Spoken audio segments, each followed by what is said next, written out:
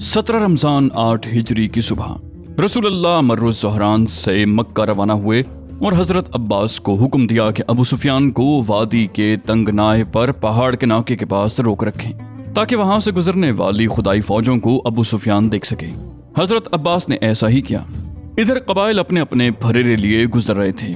जब वहां से कोई कबीला गुजरता तो अबू सुफियान पूछता कि अब्बास ये कौन लोग हैं। जवाब में हज़रत अब्बास बतौर मिसाल कहते कि बनु सुलैम हैं, तो अबू सुफियान कहता कि मुझे सुलैम से क्या वास्ता। फिर कोई कबीला गुजरता तो अबू सुफियान पूछता कि ए अब्बास ये कौन लोग हैं। वो कहते मुज़ैना हैं। अबू सुफियान कहता मुझे मुज़ैना से क्या मतलब। यहाँ तक कि सारे कबीले एक एक करके गुजर गए। जब भी कोई कबीला गुजरता तो अबू सुफियान हज़रत अब्बास से उसकी बाबत ज़रूर दरियाफ्त करता, और जब वो उसे बताते तो वो कहता कि मुझे बनी फुलां से क्या वास्ता। यहाँ तक कि रसूलुल्लाह अपने सब्ज़ दस्ते के जिलों में तशरीफ़ लाए। आप अलैहिस्सलाम महाजिरीन और अंसार के दरमियान फरोकश थे। यहाँ इंसानों की बजाय सिर्फ लोहे की बाड़ दिखाई पड़ रही थी। अबू सुफियान ने कहा सुभान अल्लाह, ए अब्बास ये कौन लोग हैं। उन्होंने कहा ये अंसार और महाजिरीन के जिलों में रसूलुल्लाह तशरीफ फरमा है। अबू सुफियान ने कहा भला इनसे महाजाराई की ताकत किसे है। उसके बाद उसने मजीद कहा अबुल फजल तुम्हारे भतीजे की बादशाहत तो वल्लाह बड़ी जबरदस्त हो गई। हजरत अब्बास ने कहा अबू सुफियान ये नबूवत है। अबू सुफियान ने कहा हाँ अब तो यही कहा जाएगा। इसी मौके पर एक वाकया और पेश आया। अंसार का फरेरा हजरत साद बिन उबादा के पास था। वो अबू सुफियान के पास से गुजरे तो बोले आज खूंरेजी और मार धाड़ का दिन है। आज हुर्मत हलाल कर ली जाएगी। आज अल्लाह ने कुरैश की जिल्लत मुकद्दर कर दी है। उसके बाद जब वहां से रसूलुल्लाह गुजरे तो अबू सुफियान ने कहा ए अल्लाह के रसूल, आपने वो बात नहीं सुनी जो साद ने कही। आपने फरमाया साद ने क्या कहा। अबू सुफियान ने कहा ये और ये बात कही। ये सुनकर हजरत उस्मान और हजरत अब्दुर्रहमान बिन औफ ने अर्ज किया या रसूल अल्लाह, हमें खतरा है कि कहीं साद कुरैश के अंदर मार धाड़ न मचा दें। रसूल अल्लाह ने फरमाया नहीं, बल्कि आज का दिन वो दिन है जिसमें काबा की ताजीम की जाएगी। आज का दिन वो दिन है जिसमें अल्लाह कुरैश को इज्जत बख्शेगा। उसके बाद आपने हजरत साद के पास आदमी भेजकर झंडा उनसे ले लिया और उनके साहबजादे कैस के हवाले कर दिया। गोया झंडा हजरत साद के हाथ से नहीं निकला और कहा जाता है कि झंडा हजरत जुबैर के हवाले कर दिया। जब रसूलुल्लाह अबू सुफियान के पास से गुजर चुके तो हजरत अब्बास ने उससे कहा अब दौड़कर अपनी कौम के पास जाओ। अबू सुफियान तेजी से मक्का पहुंचा और निहायत बुलंद आवाज से कहा कुरैश के लोगों, ये मोहम्मद सल्लल्लाहु अलैहि वसल्लम हैं। तुम्हारे पास इतना लश्कर लेकर आए हैं कि मुकाबले किताब नहीं। लिहाजा जो अबू सुफियान के घर घुस जाए उसे अमान है। ये सुनकर उसकी बीवी हिंद बिनते उतबा उठी और उसकी मूछ पकड़कर बोली मार डालो इस मुश्क की तरह चर्बी से भरे हुए पतली पिंडलियों वाले को। बुरा हो ऐसे पेश रो खबर रसां का। अबू सुफियान ने कहा तुम्हारी बर्बादी हो। देखो तुम्हारी जानों के बारे में ये औरत तुम्हें धोखे में न डाल दे, क्योंकि मोहम्मद ऐसा लश्कर लेकर आए हैं जिससे मुकाबले किताब नहीं। इसलिए जो अबू सुफियान के घर में घुस जाए उसे अमान है। लोगों ने कहा अल्लाह तुझे मारे, तेरा घर हमारे कितने आदमियों के काम आ सकता है। अबू सुफियान ने कहा और जो अपना दरवाजा अंदर से बंद कर ले उसे भी अमान है, और जो मस्जिद हराम में दाखिल हो जाए उसे भी अमान है। ये सुनकर लोग अपने अपने घरों और मस्जिद हराम की तरफ भागे। अलबत्ता अपने कुछ ओबाशों को लगा दिया और कहा कि उन्हें हम आगे किए देते हैं। अगर कुरैश को कुछ कामयाबी हुई तो हम उनका साथ हो रहेंगे, और अगर उन पर ज़र्ब लगी तो हमसे जो कुछ मुतालिबा किया जाएगा मंजूर कर लेंगे। कुरैश के ये अहमक ओबाश मुसलमानों से लड़ने के लिए इक्रिमा बिन अबी जहल, सफवान बिन उमैया और सुहेल बिन अम्र की कमान में खंदमा के अंदर जमा हो गए। इनमें बनु बकर का एक आदमी हिमास बिन कैस भी था, जो इससे पहले हथियार ठीक ठाक करता रहता था। जिस पर उसकी बीवी ने एक रोज कहा ये काहे की तैयारी है जो मैं देख रही हूँ। उसने कहा मोहम्मद और उसके साथियों से मुकाबले की तैयारी है। इस पर बीवी ने कहा खुदा की कसम, मोहम्मद और उसके साथियों के मुकाबिल कोई चीज नहीं ठहर सकती। उसने कहा खुदा की कसम, मुझे उम्मीद है कि मैं उनके बाद साथियों को तुम्हारा खादिम बनाऊंगा। उसके बाद वो कहने लगा अगर वो आज मद्दे मुकाबिल आ गए तो मेरे लिए कोई उज़र न होगा। ये मुकम्मल हथियार, दराज अन्नी वाला नेजा और झट सौंती जाने वाली दो धारी तलवार है। खंदमा की लड़ाई में ये शख्स भी आया हुआ था। उधर रसूलुल्लाह सल्लल्लाहु अलैहि वसल्लम मर्रुज़ ज़हरान से रवाना होकर ज़ीतुआ पहुंचे। इस दौरान अल्लाह के बख्शे हुए एजाज़े फतह पर फरते तवाज़ो से आप अलैहिस्सलाम ने अपना सर झुका रखा था। यहाँ तक कि दाढ़ी के बाल कजावे की लकड़ी से जा लग रहे थे। ज़ीतुआ में आप अलैहिस्सलाम ने लश्कर की तरतीब और तकसीम फरमाई।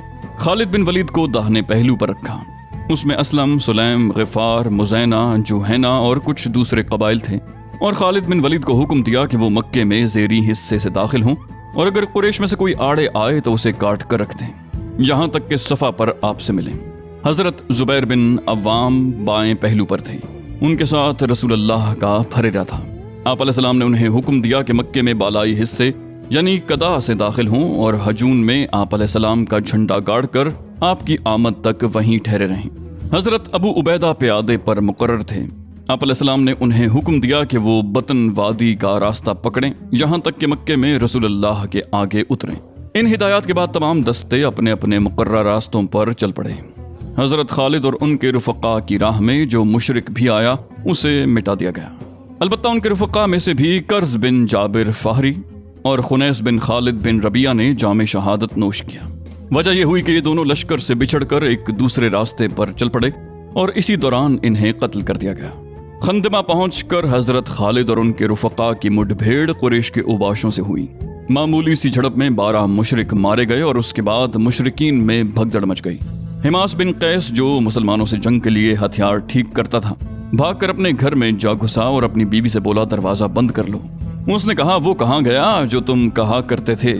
کہنے لگا اگر تم نے جنگ خندمہ کا حال دیکھا ہوتا، جبکہ صفوان اور اکرمہ بھاگ کھڑے ہوئے اور سونتی ہوئی تلواروں سے ہمارا استقبال کیا گیا، جو کلائیاں اور کھوپڑیاں اس طرح کاٹتی جا رہی تھیں کہ پیچھے سوائے ان کے شور و غوغا اور ہم ہما کے کچھ سنائی نہیں پڑتا تھا، تو تم ملامت کی ادنا بات نہ کہتی۔ اس کے بعد حضرت خالد مکہ کی گلی کوچوں کو رونتے ہوئے کوہ صفا پر رسول اللہ سے جا ملے۔ ادھر حضرت زبیر نے آگے بڑھ کر ہجون میں مسجد فتح کے پاس رسول اللہ کا جھنڈا گاڑا اور آپ علیہ السلام کے لیے ایک قبہ نصب کیا، پھر مسلسل وہیں ٹھہرے رہے یہاں تک کہ رسول اللہ تشریف لائے۔ اس کے بعد رسول اللہ صلی اللہ علیہ وسلم اٹھے اور آگے پیچھے اور گرد و پیش موجود انصار و مہاجرین کے جلوں میں مسجد حرام کے اندر تشریف لائے۔ آگے بڑھ کر حجر اسود کو چوما اور اس کے بعد بیت اللہ کا طواف کیا۔ اس وقت آپ علیہ السلام کے ہاتھ میں ایک کمان تھی اور بیت اللہ کے گرد اور اس کی چھت پر 360 بت تھے۔ آپ علیہ السلام اسی کمان سے ان بتوں کو ٹھوکر مارتے جاتے تھے اور کہتے جاتے تھے حق آ گیا اور باطل چلا گیا۔ باطل جانے والی چیز ہے، حق آ گیا اور باطل کی چلت پھرت ختم ہو گئی، اور آپ علیہ السلام کی ٹھوکر سے بت چہروں کے بل گرتے جاتے تھے۔ آپ علیہ السلام نے طواف اپنی اونٹنی پر بیٹھ کر فرمایا تھا اور حالت احرام میں نہ ہونے کی وجہ سے صرف طواف پر ہی اکتفا کیا۔ تکمیل طواف کے بعد حضرت عثمان بن طلحہ کو بلا کر ان سے کعبے کی کنجی لی، پھر آپ علیہ السلام کے حکم سے خانہ کعبہ کھولا گیا۔ اندر داخل ہوئے تو تصویریں نظر آئیں جن میں حضرت ابراہیم اور حضرت اسماعیل علیہ السلام کی تصویریں بھی تھیں، اور ان کے ہاتھ میں فال گیری کے تیر تھے۔ آپ علیہ السلام نے یہ منظر دیکھ کر فرمایا اللہ ان مشرکین کو ہلاک کرے۔ خدا کی قسم ان دونوں پیغمبروں نے کبھی بھی فال کے تیر استعمال نہیں کیے۔ آپ علیہ السلام نے خانہ کعبہ کے اندر لکڑی کی بنی ہوئی ایک کبوتری بھی دیکھی، اسے اپنے دستے مبارک سے توڑ دیا اور تصویریں آپ کے حکم سے مٹا دی گئیں۔ اس کے بعد آپ علیہ السلام نے اندر سے دروازہ بند کر لیا۔ حضرت اسامہ اور بلال بھی اندر ہی تھے۔ پھر دروازے کے مقابل کی دیوار کا رخ کیا۔ جب دیوار صرف 3 ہاتھ کے فاصلے پر رہ گئی تو وہیں ٹھہر گئے۔ 2 کھمبے آپ علیہ السلام کے بائیں جانب تھے، 1 کھمبا داہنے جانب اور 3 کھمبے پیچھے۔ ان دنوں خانہ کعبہ میں 6 کھمبے تھے۔ پھر وہیں آپ علیہ السلام نے نماز پڑھی۔ اس کے بعد بیت اللہ کے اندرونی حصے کا چکر لگایا، تمام گوشوں میں تکبیر و توحید کے کلمات کہے، پھر دروازہ کھول دیا۔ قریش سامنے مسجد حرام میں صفیں لگائے کھچا کھچ بھرے تھے۔ انہیں انتظار تھا کہ آپ کیا کرتے ہیں۔ آپ علیہ السلام نے دروازے کے دونوں بازو پکڑ لیے۔ قریش نیچے تھے، انہیں یوں مخاطب فرمایا اللہ کے سوا کوئی معبود نہیں، وہ تنہا ہے، اس کا کوئی شریک نہیں، اس نے اپنا وعدہ سچ کر دکھایا، اپنے بندے کی مدد کی اور تنہا سارے جتھوں کو شکست دی۔ سنو، بیت اللہ کی کلید برادری اور حاجیوں کو پانی پلانے کے علاوہ سارا اعزاز یا کمال یا خون میرے ان دونوں قدموں کے نیچے ہے۔ اے قریش کے لوگو، اللہ نے تم سے جاہلیت کی نخوت اور باپ دادا پر فخر کا خاتمہ کر دیا۔ سارے لوگ آدم علیہ السلام سے ہیں اور آدم مٹی سے۔ اس کے بعد یہ آیت تلاوت فرمائی، اے لوگو، ہم نے تمہیں ایک مرد اور ایک عورت سے پیدا کیا اور تمہیں قوموں اور قبیلوں میں تقسیم کیا تاکہ تم ایک دوسرے کو پہچان سکو۔ تم میں اللہ کے نزدیک سب سے باعزت وہی ہے جو سب سے زیادہ متقی ہو، بے شک اللہ جاننے والا اور خبر رکھنے والا ہے۔ اس کے بعد آپ علیہ السلام نے فرمایا، قریش کے لوگوں، تمہارا کیا خیال ہے میں تمہارے ساتھ کیسا سلوک کرنے والا ہوں؟ انہوں نے کہا، اچھا، آپ کریم بھائی ہیں اور کریم بھائی کے صاحبزادے ہیں۔ آپ علیہ السلام نے فرمایا، تو میں تم سے وہی بات کہہ رہا ہوں جو حضرت یوسف نے اپنے بھائیوں سے کہی تھی کہ آج تم پر کوئی سرزنش نہیں، جاؤ تم سب آزاد ہو۔ اس کے بعد رسول اللہ صلی اللہ علیہ وآلہ وسلم مسجد حرام میں بیٹھ گئے۔ حضرت علی نے، جن کے ہاتھ میں کعبے کی کنجی تھی، حاضر خدمت ہو کر عرض کیا، حضور ہمارے لیے حجاج کو پانی پلانے کے اعزاز کے ساتھ خانہ کعبہ کی کلید برادری کا اعزاز بھی جمع فرما دیجیے، اللہ آپ پر رحمت نازل کرے۔ ایک اور روایت کے بموجب یہ گزارش حضرت عباس نے کی تھی۔ رسول اللہ نے فرمایا، عثمان بن طلحہ کہاں ہیں؟ انہیں بلایا گیا۔ آپ نے فرمایا، عثمان یہ لو اپنی کنجی، آج کا دن نیکی اور وفاداری کا دن ہے۔ طبقات ابن سعد کی روایت ہے کہ آپ علیہ السلام نے کنجی دیتے ہوئے فرمایا، اسے ہمیشہ ہمیشہ کے لیے لے لو، تم لوگوں سے اسے وہی چھینے گا جو ظالم ہوگا۔ اے عثمان، اللہ نے تم لوگوں کو اپنے گھر کا امین بنایا ہے، لہٰذا اس بیت اللہ سے تمہیں جو کچھ ملے اس سے معروف کے ساتھ کھانا۔ اب نماز کا وقت ہو چکا تھا۔ رسول اللہ نے حضرت بلال کو حکم دیا کہ کعبے پر چڑھ کر اذان کہیں۔ اس وقت ابو سفیان بن حرب، عتاب بن اسید اور حارث بن ہشام کعبے کے صحن میں تھے۔ عتاب نے کہا، اللہ نے اسید کو فوت کر کے اس پر یہ کرم کیا کہ وہ یہ اذان نہ سن سکا، ورنہ اسے ایک ناگوار چیز سننی پڑتی۔ اس پر حارث نے کہا، سنو، واللہ اگر مجھے معلوم ہو جائے کہ وہ برحق ہیں تو میں ان کا پیروکار بن جاؤں گا۔ اس پر ابو سفیان نے کہا، دیکھو، واللہ میں کچھ نہیں کہوں گا، کیونکہ اگر میں بولوں گا تو یہ کنکریاں بھی میرے متعلق خبر دے دیں گی۔ اس کے بعد نبی علیہ السلام ان کے پاس تشریف لے گئے اور فرمایا، ابھی تم لوگوں نے جو باتیں کی ہیں وہ مجھے معلوم ہو چکی ہیں۔ پھر آپ علیہ السلام نے ان کی گفتگو دہرا دی۔ اس پر حارث اور عتاب بول اٹھے، ہم شہادت دیتے ہیں کہ آپ اللہ کے رسول ہیں، خدا کی قسم کوئی شخص ہمارے ساتھ تھا ہی نہیں کہ ہماری اس گفتگو سے آگاہ ہوتا اور ہم کہتے کہ اس نے آپ کو خبر دی ہوگی۔ اسی روز رسول اللہ صلی اللہ علیہ وسلم ام ہانی بنت ابی طالب کے گھر تشریف لے گئے۔ وہاں غسل فرمایا اور ان کے گھر میں ہی 8 رکعت نماز پڑھی۔ یہ چاشت کا وقت تھا، اس لیے کسی نے اس کو چاشت کی نماز سمجھا اور کسی نے فتح کی نماز۔ ام ہانی نے اپنے 2 دیوروں کو پناہ دے رکھی تھی۔ آپ علیہ السلام نے فرمایا، اے ام ہانی، جسے تم نے پناہ دی اسے ہم نے بھی پناہ دی۔ اس ارشاد کی وجہ یہ تھی کہ ام ہانی کے بھائی حضرت علی ابن ابی طالب ان دونوں کو قتل کرنا چاہتے تھے، اس لیے ام ہانی نے ان دونوں کو چھپا کر گھر کا دروازہ بند کر رکھا تھا۔ جب نبی علیہ السلام تشریف لے گئے تو ان کے بارے میں سوال کیا اور مذکورہ جواب سے بہرور ہوئیں۔ فتح مکہ کے روز رسول اللہ نے اکابر مجرمین میں سے 9 آدمیوں کا خون رائیگاں قرار دیتے ہوئے حکم دیا کہ اگر وہ کعبے کے پردے کے نیچے بھی پائے جائیں تو انہیں قتل کر دیا جائے۔ ان کے نام یہ ہیں: عبد العزیٰ بن خطل، عبداللہ بن سعد بن ابی سرح، اکرمہ بن ابی جہل، حارث بن نفیل بن وہب، مقیس بن سبابہ، حبار بن اسود۔